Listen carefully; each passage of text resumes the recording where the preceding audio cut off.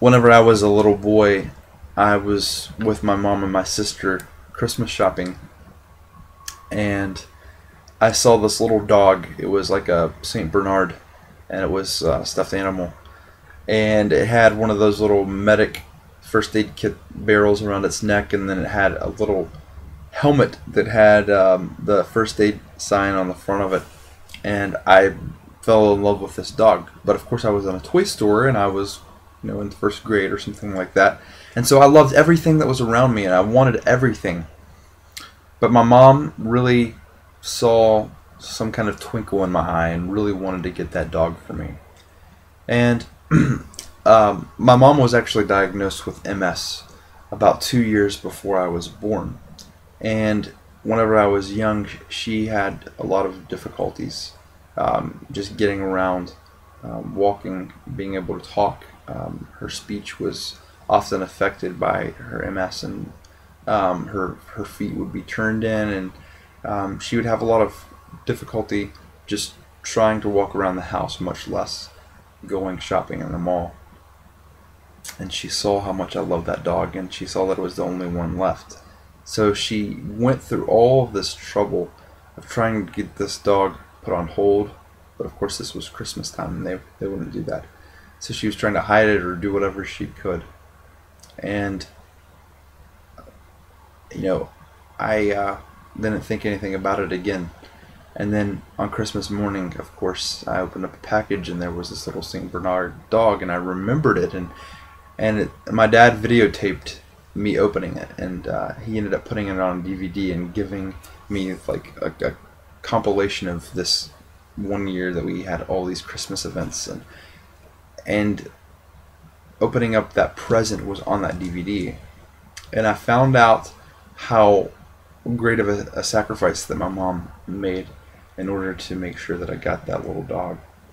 And of course I don't know where that dog is now, but the gift is not the gift itself. The gift is the kind of love that accompanies it. The gift is the sacrifice that was made in order to give me that gift. And I think that we can see that in what Paul is saying. He says that in verse 9, he ascended. What does it mean except that he also descended into the lower parts of the earth? And so this has been interpreted by some people that Jesus actually went to Hades, to hell, in between his death and resurrection. I don't think that we can necessarily go that far. I think it's a possibility.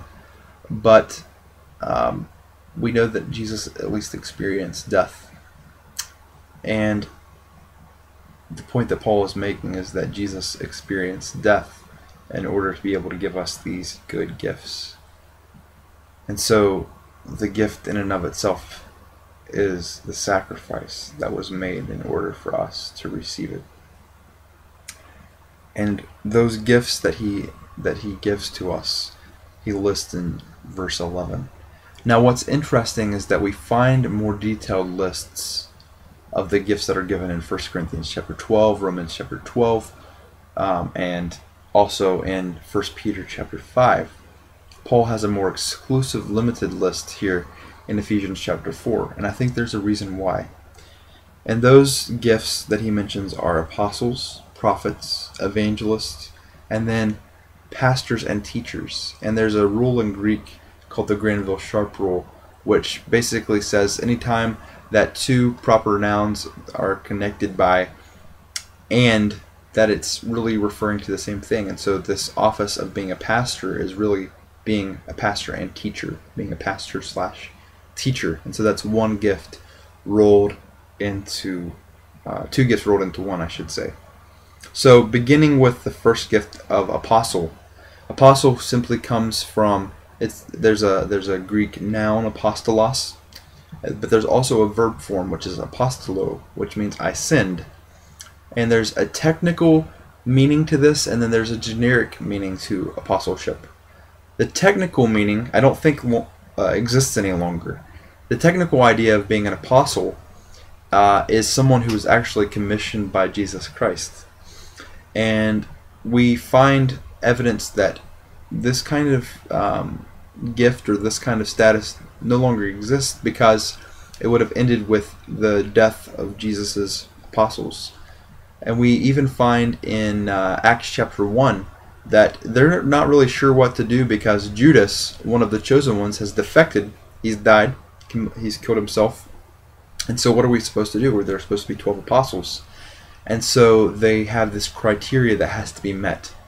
And the criteria is that the apostles have to be someone who was present from the time of Jesus' baptism to the resurrection. And of course you can imagine there would be very few people who would meet that criteria. But they find 2 men, and they cast lots, or they roll what were called the Urim and the Thummim, and it falls upon a man by the name of Matthias. What's interesting is that this would not have included the Apostle Paul, but he says elsewhere in 1 Corinthians chapter 15 that he is an apostle born out of due season, or born out of due time. And so the idea is that Paul has been granted this special status apart from everyone else in the world. There were 12 people who were chosen specifically by Christ within his ministry. But then there is Paul, who was chosen by Christ on the road to Damascus. And so Paul becomes an official apostle as well, one who is sent by Christ. But then there's the more generic sense of being one who is sent. We see this word being used in Acts chapter 13 whenever the church lays hands upon Barnabas and Paul and they send them out. And we get kind of this understanding, or this idea of a missionary, possibly someone who would go overseas or just go somewhere internationally, maybe even within their own nation, to live within a certain context that is different than their own, and to spread the gospel of Jesus Christ. So we all probably have some kind of concept of missionary, and this probably fits better a description of apostle that Paul is talking about in Ephesians chapter 4. And I believe that certainly leaving your own country, your family, going to possibly a third world country where you have enough money to get by, it would certainly take a grace gift to do that. The second thing that he mentions is a prophet. And a prophet and a preacher are very similar. Prophecy is, in one sense, proclaiming what has already been said. So anytime that a pastor gets up in front of a congregation and preaches what I would consider a biblical textual message and exposition of the scriptures, they are, in one sense, prophesying, because they're proclaiming what has already been said. But there's also this dimension of foretelling, telling what is going to happen. I believe that is a part of being a prophet. I'm not so sure how much it exists in the church. I believe that it can. I hope that it does. I hope that there are people who are visionary and who are able to give wisdom and insight based upon what the Spirit has given them. Then there are evangelists, and those are people who might be more local, whose gift is to share the gospel of Jesus Christ, to witness, to evangelize, to tell the message of Jesus' death, burial, and resurrection. And so we might think of this kind of as outreach, a grace gift given for outreach. And then also pastor and teacher. And I believe this is the gift that God has given me. And whenever I think about my gifts, I always come back to this passage, because I remember it's a gift of grace. It's been given to me. It's been graced upon me. And it's not anything that I've earned. It's not anything that I deserve. But it's a gift that was given out of great sacrifice by Christ. Now, what's interesting, and the reason that I believe that Paul uses this limited list, is because, as you can see, it all has to do with proclamation. It's people being sent to go tell a message. It's people who are local, the evangelists who are telling messages. It is a prophet who is proclaiming what has already been said. It's the ministry of being a pastor and a teacher. And the reason that I think that he's limiting it here is because he wants this congregation, this group of people, to know that gifts are meant to build each other up. And he says in verse 15, "But speaking the truth in love, we are to grow up in all aspects into him who is the head, even Christ." And so he uses the word speaking, which I think refers back to verse 11. All gifts that require some kind of speaking. And he wants the people in Ephesus and the people in the churches to exercise their spiritual gifts of speaking and prophesying and proclaiming, but they want them to do it in love. Because if we don't do it in love, then it's counterproductive. Because the whole reason that we have been given spiritual gifts, the whole reason that we've been graced with gifts in the first place, is to encourage each other and to build each other up, in order that we, as many members who all have different gifts, would grow into the fullness and stature of Christ. And so the idea here is that, yeah, you can have all kinds of knowledge, but if you don't speak that in love, then it's counterproductive, because you're not building up the church. And at the same time, you can speak to people and you can kind of sugarcoat the truth and tell them everything that they want to hear, but that's not really love. And so Paul is saying that there are two separate things here: speaking the truth and love. And he wants them to take these two things that are often hard to combine. He wants them to combine them together. Speaking the truth in love, in order that they would grow into the full stature of Christ. This is the goal. This is the reason that the gifts have been given. As you and your group reflect, spend some time looking specifically at what the actual goal or aim is of receiving these gifts. And that would be verse 13, which says, "Until we all attain to the unity of the faith and the knowledge of the Son of God, to mature man." We need to have knowledge of Jesus Christ as the Son of God to grow into the unity of faith.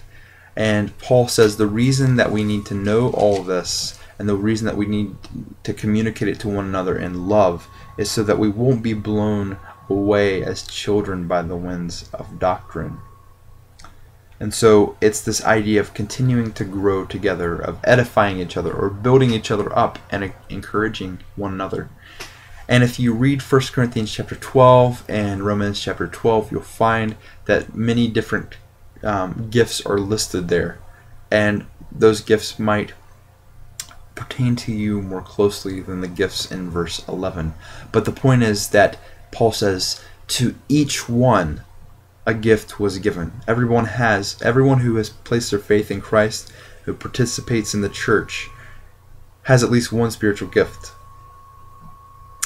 And we're all supposed to exercise that as individuals, as many members composing an entire body.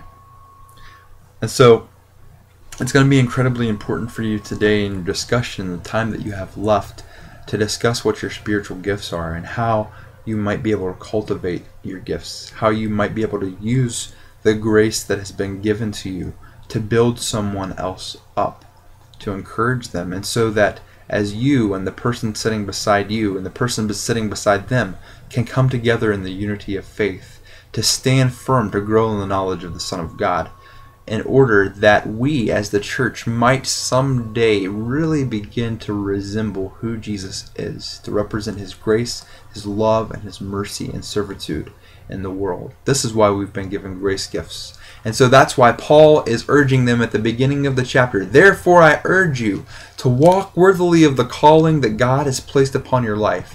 And this is how you do it. Exercise your grace gift. It is a gift that has been given to you to serve one another and to encourage each other. These gifts haven't been given to abuse anyone. And that's what Paul is talking about in 1 Corinthians chapter 13. It's kind of a spiritual gift sandwich, because we have spiritual gifts in chapter 12, 13, and 14. And in chapter 13, Paul says, guess what? If you have the gift of tongues, but you do not love one another, then it's nothing. And if you have the gift of prophecy, and if you have faith that can move mountains, guess what? It means nothing if you have love. And so that love chapter is incredibly intertwined with our spiritual gifts. Grace and peace to you.